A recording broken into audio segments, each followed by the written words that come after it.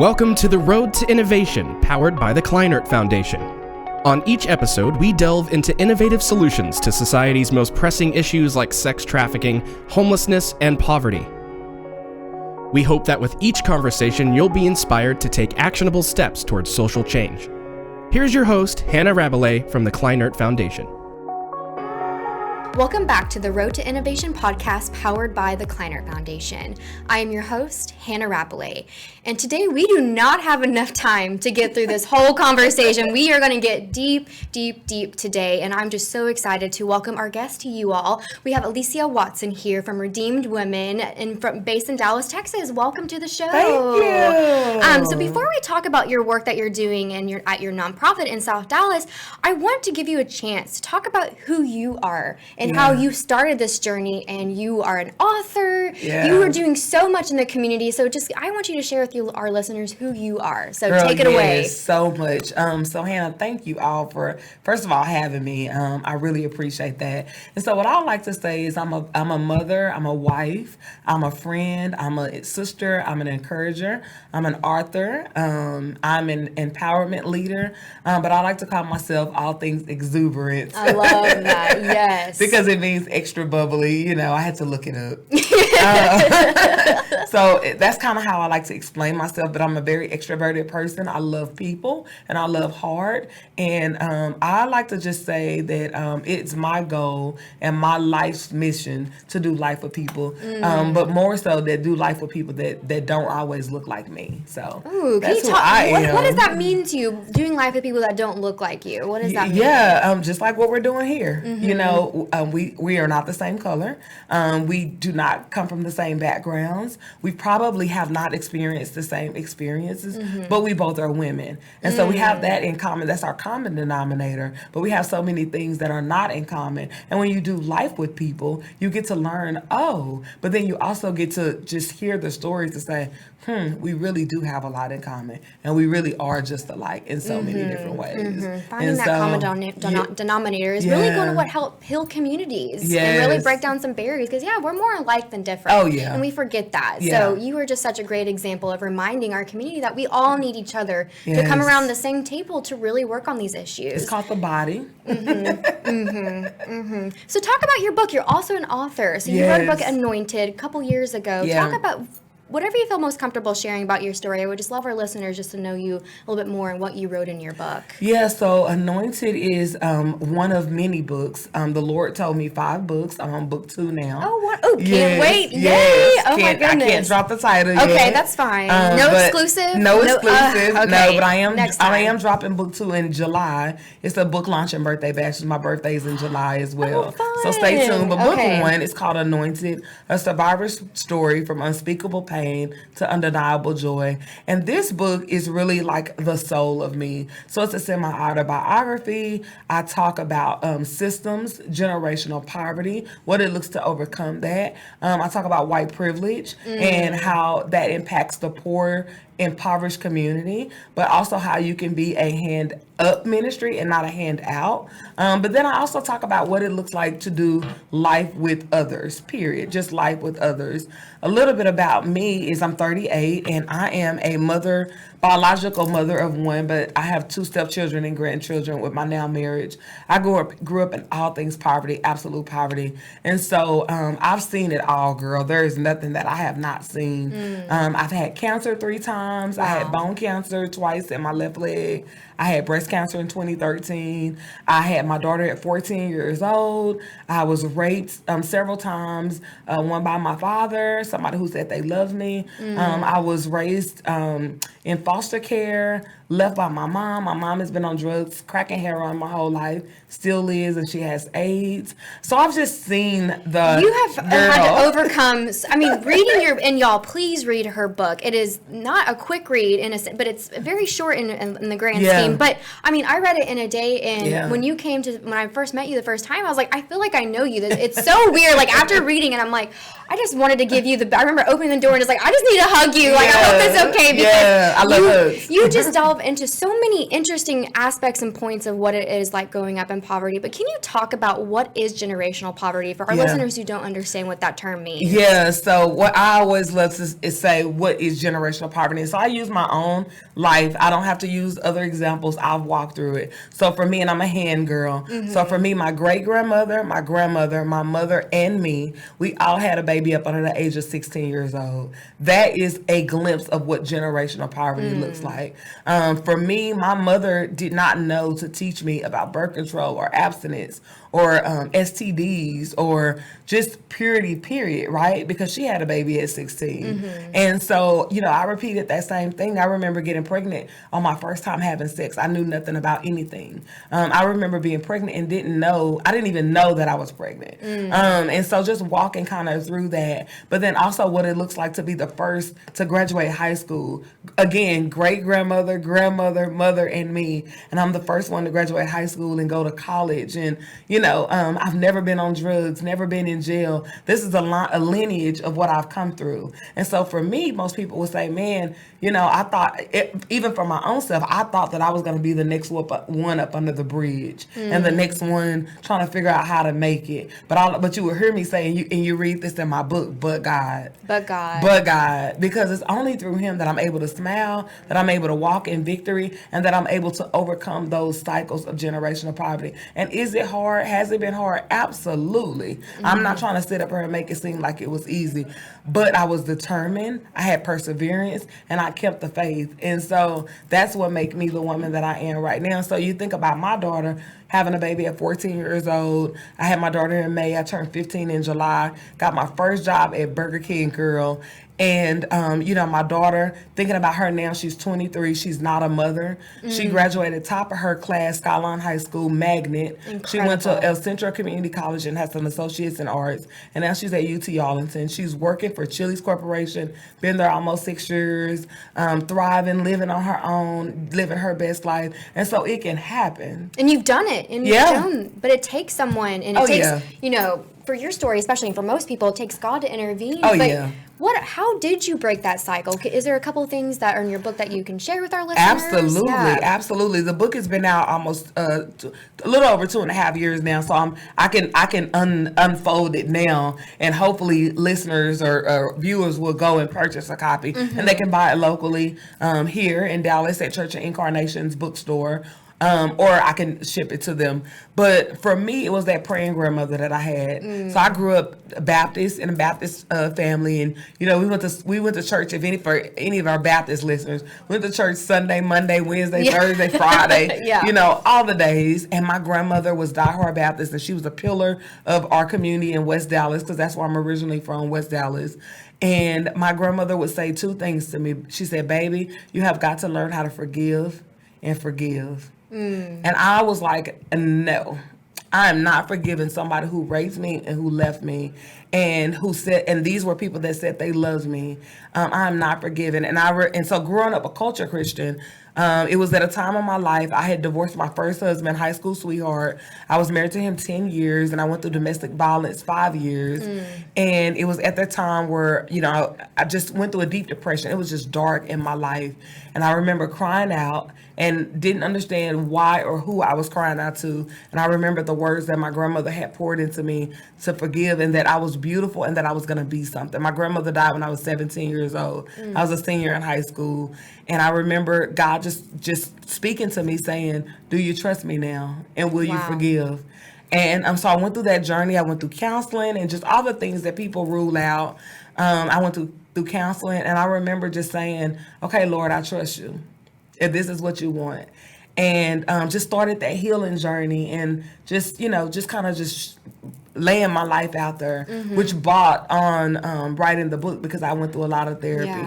And so if it wasn't for that praying grandmother that I had in my life that spoke so many truths to me, that prayed over me, that prayed with me, and told me that I was a child of God and I was created in His image, I don't know where I would be today. And you are in such a wonderful place today. Please read her book, and we'll put links and everything where you can go purchase it. But you just overcome so much, and just like meeting you, and I hope our listeners can really get the sense in your voice, but it's just unbelievable and incredible. And so here you are today, founder and executive director of Redeemed Women. Yeah. So what is the work that you're doing? And I love that you said what you're doing is not a hand out, it's a hand up. So can you talk about the work you're doing in South Dallas / the Bonton neighborhood with us? Specifically, so for me, knowing that I had a heart for women and generational poverty and single mothers, I've been a single mother for, 18 years before marrying my now husband, Kevin, who's a really cool, awesome guy, and I'll tell you more about him. Shout out to the incredible, supportive husband. Yes. Y'all are doing the work with us. Yes, thank you. And so for me, I just knew what it looked like to overcome generational poverty. And I knew, growing up in West Dallas and then living in Compton, California, Inglewood Watts, which is more poverty and guns and violence and drugs and alcohol, to now South Dallas 75215, which is number 1 in poverty now. We have 288 registered sex offenders. We have 86% Black women, single mothers.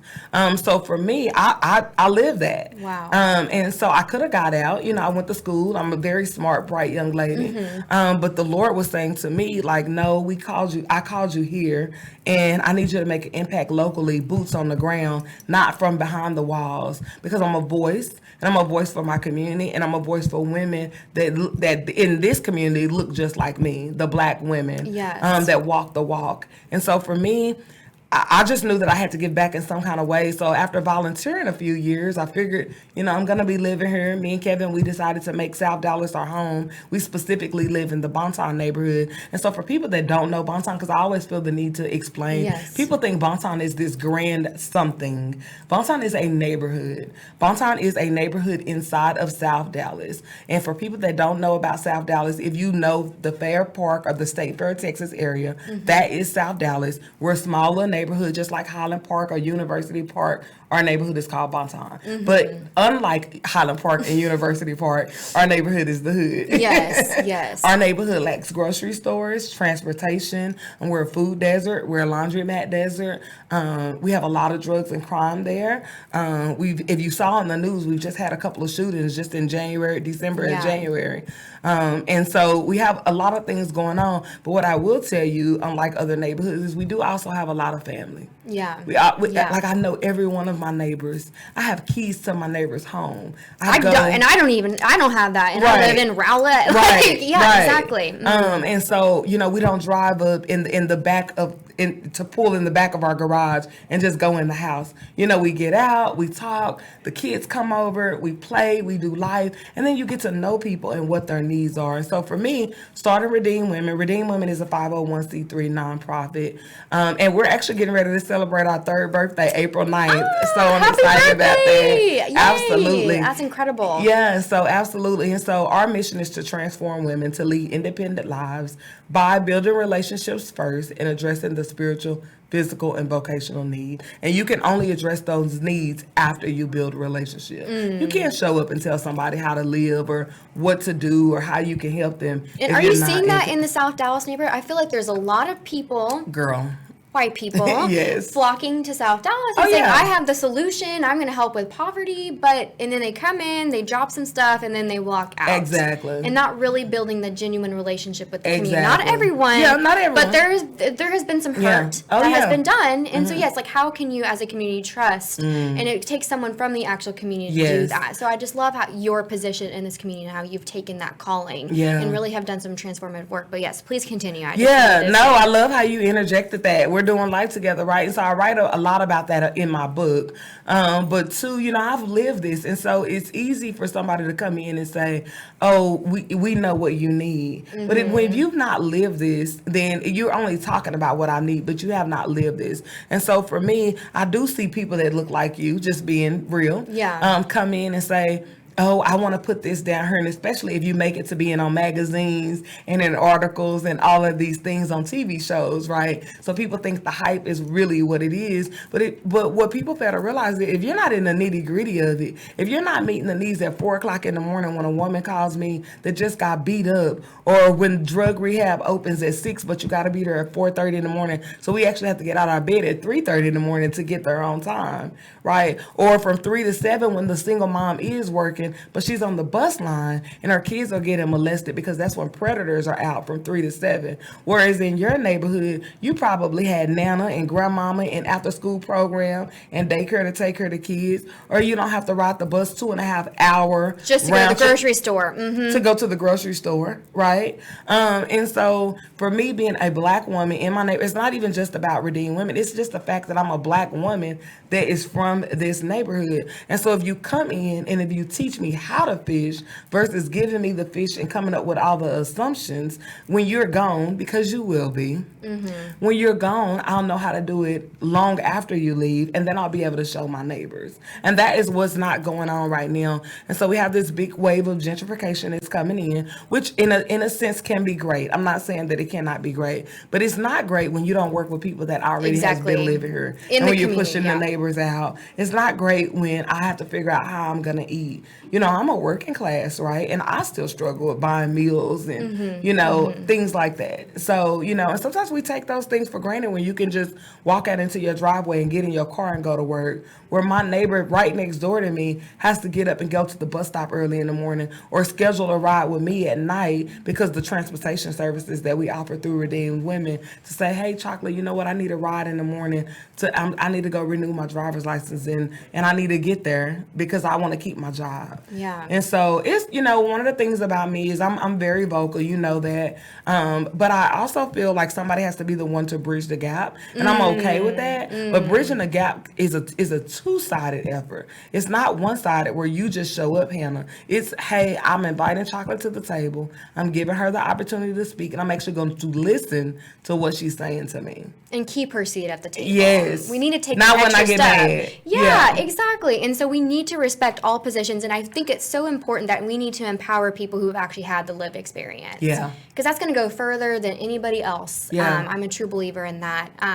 So thank you for the work. You're doing the nitty gritty. You're doing the hard work, the everyday, like it's not as sexy to be like, I'm picking up women at 3 a.m. in my van. And it's not like I'm, whatever. No, you're actually living, doing life with these women. Yeah. And I think people overlooked, it's not simple by any means, but on the outside it could appear like, oh, you're just taking people to grocery stores or just having relationships. But people are lacking, even people all over our city are lacking genuine connection relationships. And I think we forget like how powerful that is because we're so separated from people now. We have our phones, we have our car. Like, again, like I don't get out of my house and go talk to I know, luckily I do know my neighbors because we have a Facebook group together. Right. But other than that, I wouldn't know them. Yeah. And so you're on the ground. So I think it's just easier, to shove the money and say, here you go, we'll fix it and I'm done, versus actually what does it really look like to show up day in and day out,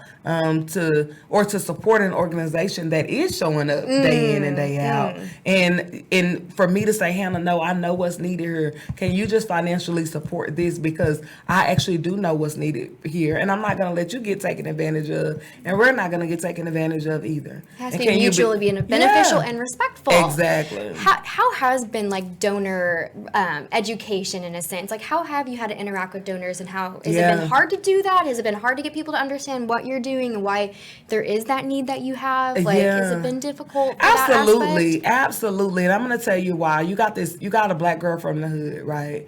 And so for me, when I think about when people don't know me, they don't know my integrity. First of all, I don't when it comes down to donors, I don't play with nobody's funds. You can ask Kevin this, girl. I am so tight. I'm like, I budget every penny. And so sometimes, to get the hurtful conversations of, do you have a board, or do you have are you a 501c3, or can you prove this, or can you prove that? It's so, it's actually degrading to me because when I get with my white counterparts, I know you're not asking them these questions, right? So that's the one side. And then the second side is educating to say, this is what's going on down here in this community, and Hannah not saying to me, no, that's not true.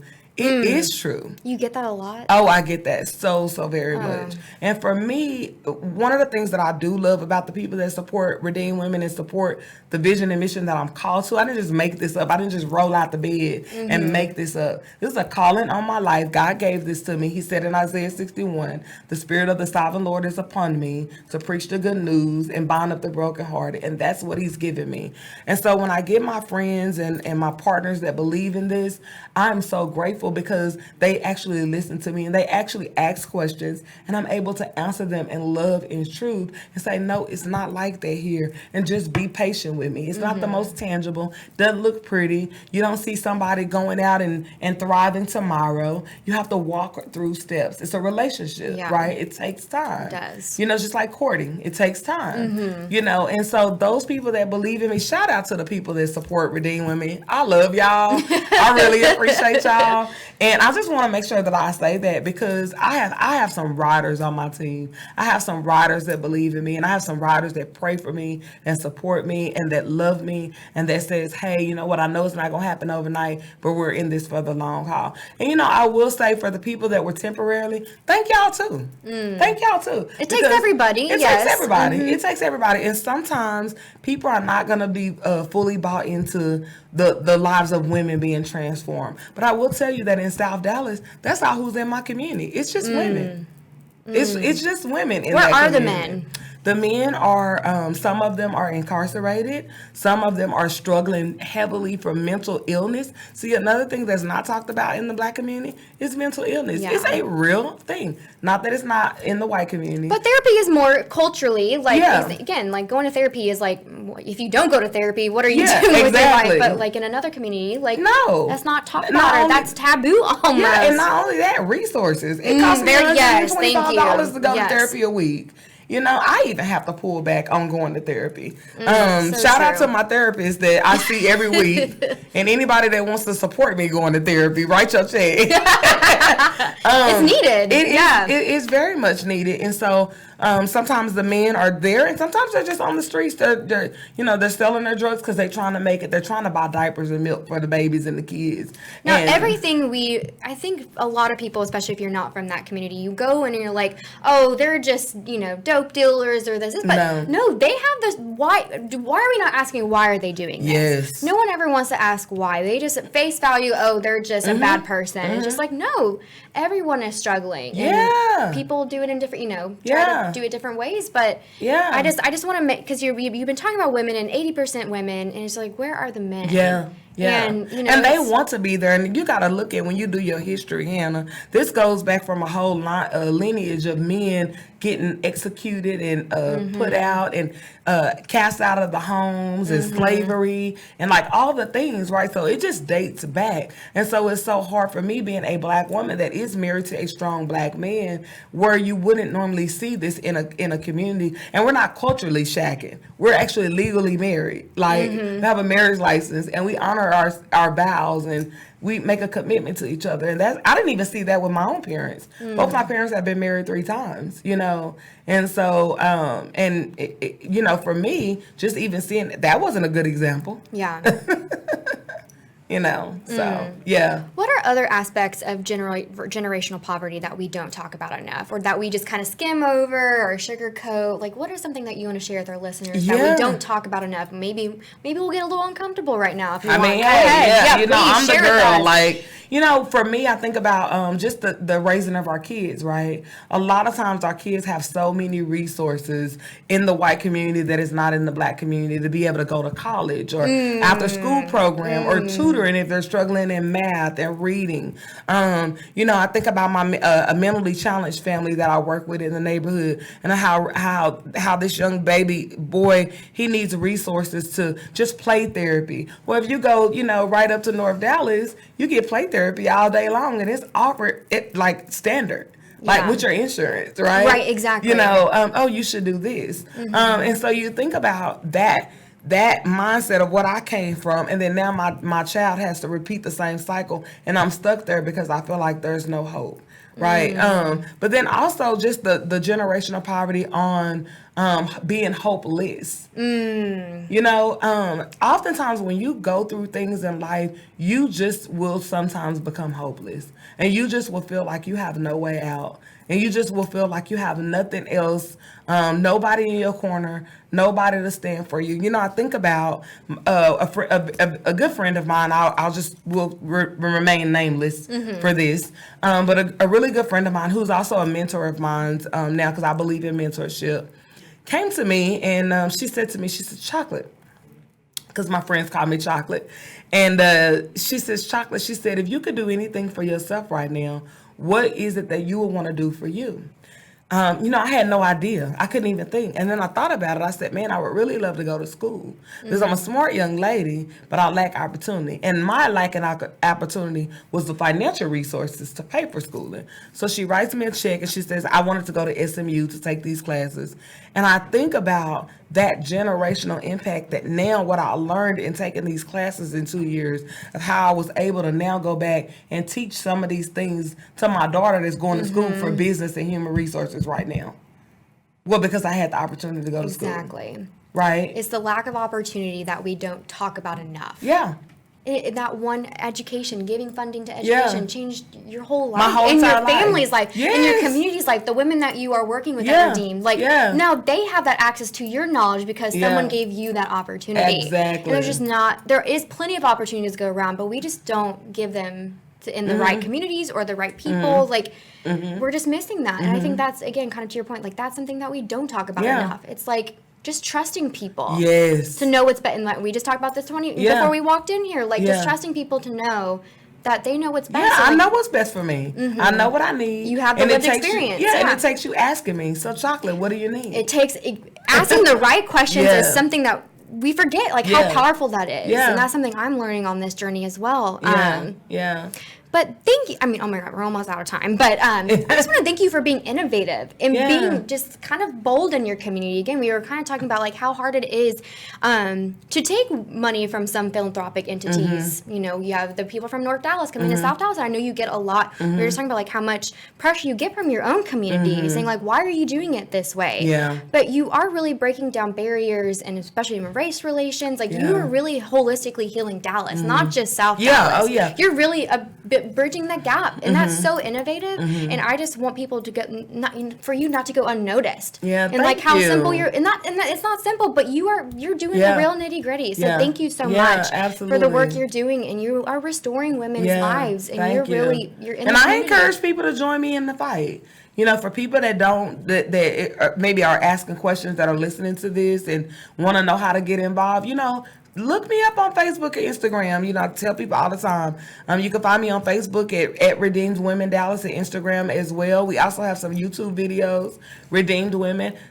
Visit the website, redeemwomen.org. Book me to speak, you know. Yes, we did that, and we had a great experience. So the Kleiner Foundation is affiliated with Ruthie's Rolling Cafe, and so the Ruthie's crew has partnered with Cafe Momentum to offer their, you know, we have fellows from Cafe Momentum, and you came and spoke, and something that, because I'm not from the community that those Cafe Momentum fellows came, but having someone from their own community telling them, like, hey, you can do this. I have broken this cycle. It is difficult, and yes, again, like to your point, it's like, it doesn't just end after you break the cycle. Like, the cycle still kind of follows. You have to keep on, you know, slapping it down because it will follow you, and it's the healing journey is forever.